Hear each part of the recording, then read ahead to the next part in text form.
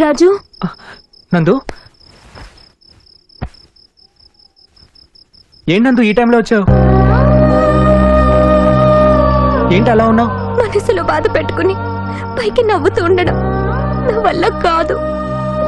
నువ్వంటే నాకెంత ఇష్టమో, ఎంత ప్రేమో మనసు విప్పి చెప్పాను. ఎన్నోసార్లు అడిగాను, నీ దగ్గర నుంచి సమాధానం రాలేదు. నీ మనసులో ఏముందో తెలియక రోజు చేస్తూ బతుకుతున్నాను రా.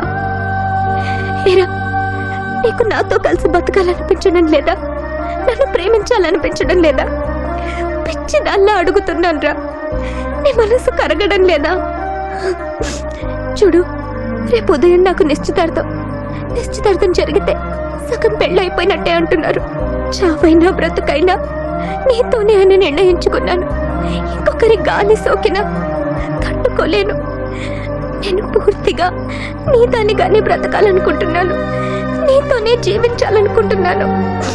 నీతో గడిపిన ప్రతిసారి నాలో కలిగిన భావాలన్నీ, అది సంతోషం కానీ బాధ కానీ అన్నీ ఈ నోట్బుక్ లో ఒక పేజీలో రాసుకున్నాను.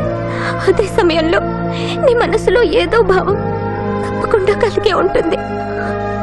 అది ఇంకో పేజీలో రాసి రేపు సూర్యోదయంలోగా నాకు ఇవ్వు. టైం దాటితే నిశ్చితార్థం, గుర్తుందిగా? ఇంకొకరి గాలి సోకినా నేను తట్టుకోలేను, గుర్తుంది కదా? సూర్యోదయంలోగా.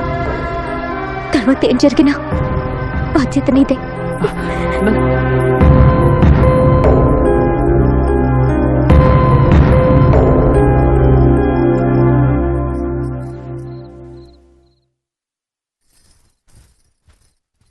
నందిని,